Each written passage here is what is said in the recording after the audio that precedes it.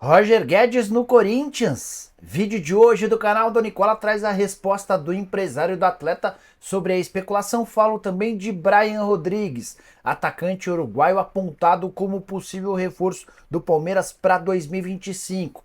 Quero te atualizar também sobre o Clube Atlético Mineiro, exterminador de times argentinos e classificado para a final da Libertadores. Já o Botafogo vai com um time misto para o confronto contra o Peñarol, decidindo a outra vaga. Para completar, o empresário detonando Ferreira, atacante do São Paulo. Falo sobre o Flamengo, que enfim conseguiu fechar um trimestre no azul na atual temporada. Tem as últimas no mercado, bastidores, finanças e muito mais.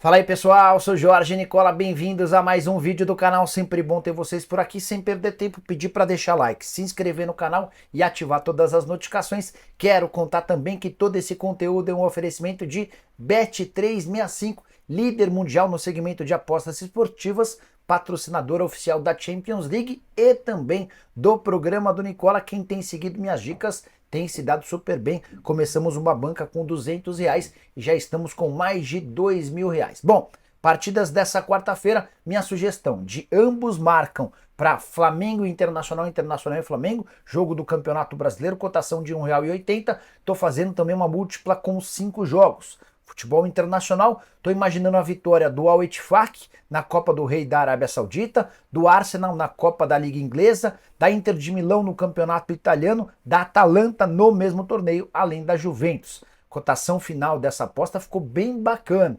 E essa é a minha sugestão para você nessa quarta-feira, para você fazer sua fezinha na Bet365. É super simples. Estou deixando o link no comentário fixo e também na descrição do vídeo. Você clica em qualquer um deles, faz seu cadastro. Só não esquece de utilizar o promo code Nicola para que o pessoal saiba que você veio do nosso canal. Combinado? Só para completar, você precisa ter mais de 18 anos de idade e jogar sempre com responsabilidade. A ideia é se divertir gastando bem pouco. Beleza?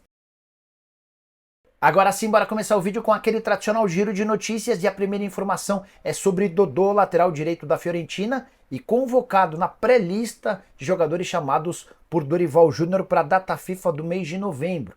O atleta que veste a camisa da Fiorentina vai bem no futebol italiano e pode ser alternativa da seleção brasileira para os jogos contra Uruguai e Venezuela. Nessa pré-lista também tem 3 jogadores do Flamengo: Fabrício Bruno, Léo Ortiz e Gerson.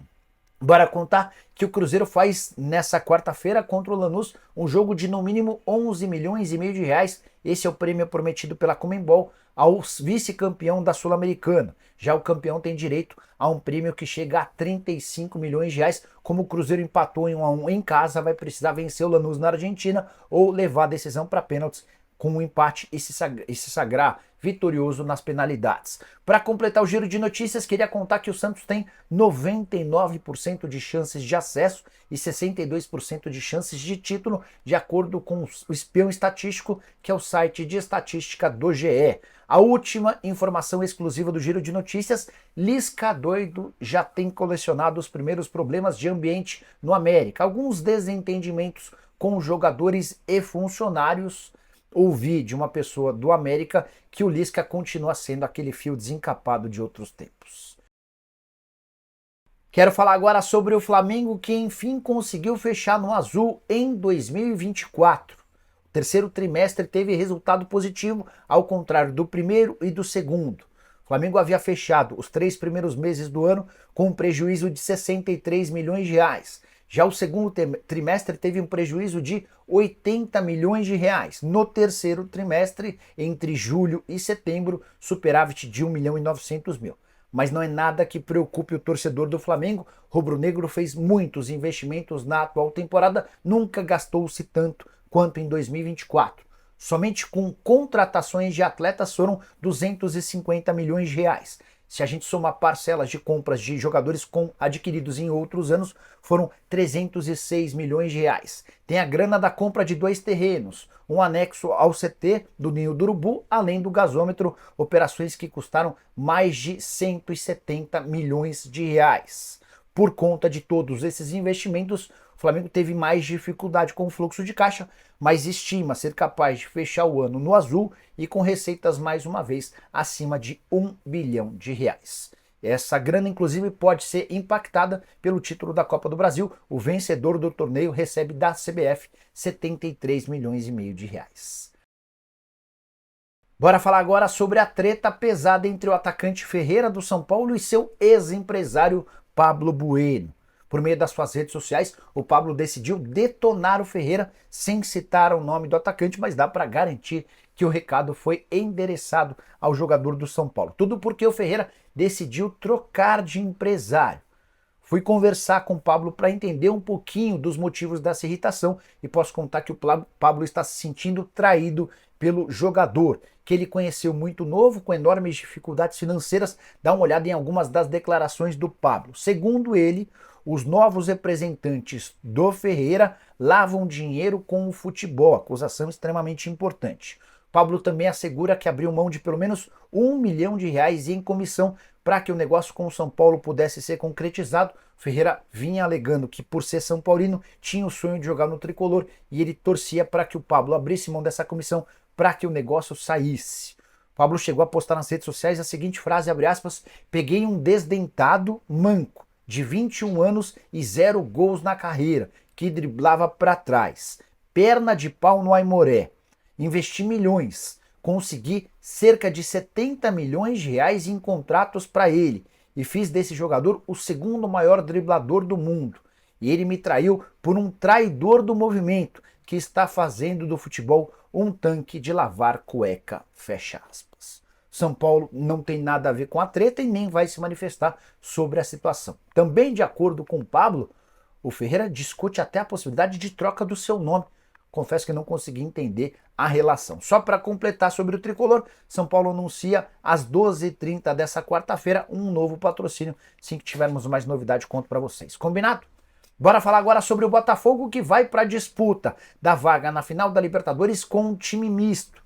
Técnico Arthur Jorge decidiu poupar os jogadores pendurados.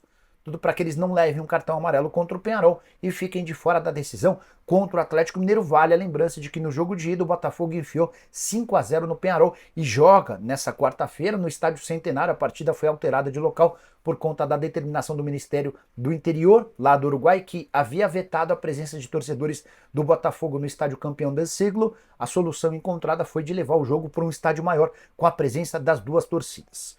O Botafogo não terá o goleiro John, o zagueiro Barbosa, o volante Gregory, além dos atacantes Luiz Henrique e Igor Jesus, todos com 2 cartões amarelos. O provável Botafogo com Gatito no gol, Vitinho ou Matheus Ponte, Bastos, Adrielson e Marçal ou Cuiabano, Danilo Barbosa, Marlon Freitas, Oscar Romero, Savarino e Almada ou Eduardo, com Tiquinho Soares no ataque. De qualquer forma, mesmo poupando vários titulares, segue sendo um time bastante interessante que vai confirmar a classificação para a próxima fase. Só uma saideira em relação à final da Libertadores da América depois da eliminação do River Plate para o Atlético, jogo que eu vou falar daqui a pouquinho. A Rádio Mitre da Argentina afirmou que a disputa da grande decisão não será mais no Monumental de Núñez e sim no estádio do Independiente, em Avejaneda. Aguardemos cenas dos próximos capítulos. Agora sim, preciso contar sobre a vaga do Atlético na final da Libertadores da América. O Galo se confirmou como um exterminador de argentinos na Libertadores. São 6 confrontos e 6 eliminações dos gringos.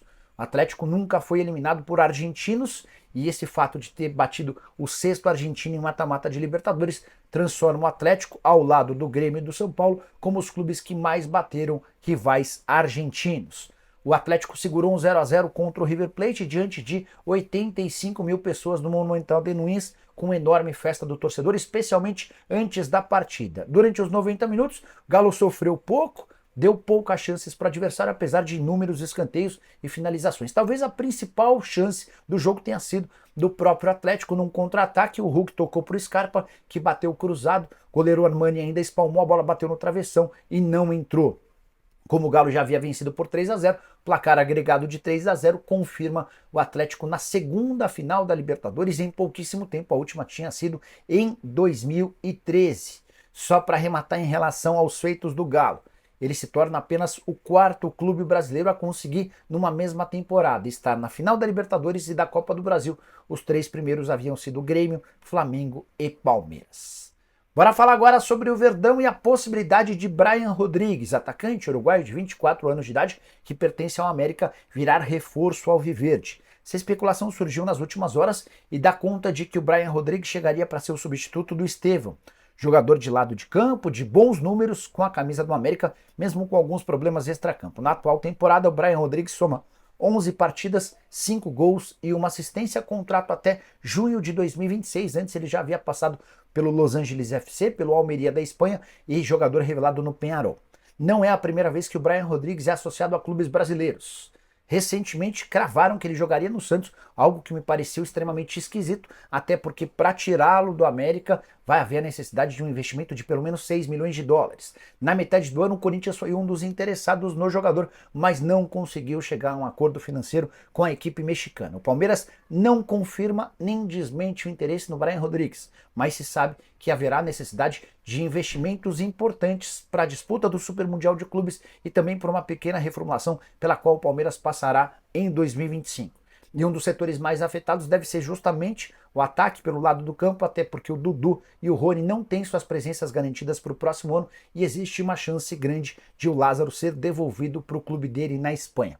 Só para arrematar em relação ao Verdão, Abel Ferreira completa nessa quarta-feira 4 anos da data em que foi contratado pelo Palmeiras, 30 de outubro de 2020. A partir dali, tudo mudou para muito melhor no Verdão. São 10 títulos conquistados, sendo 2 campeonatos brasileiros, 2 Libertadores da América, 3 campeonatos paulistas, a Recopa de 22, a Supercopa de 23, além da Copa do Brasil de 2020. Bora fechar o vídeo para falar sobre Roger Guedes. É real a possibilidade de o atacante voltar para o Timão em 2025? Quem trouxe essa informação nas últimas horas foi o jornalista Samir Carvalho. Ele afirma que o Corinthians tenta convencer a Esportes da Sorte, patrocinadora master do clube, a repetir a estratégia com o Memphis Depay.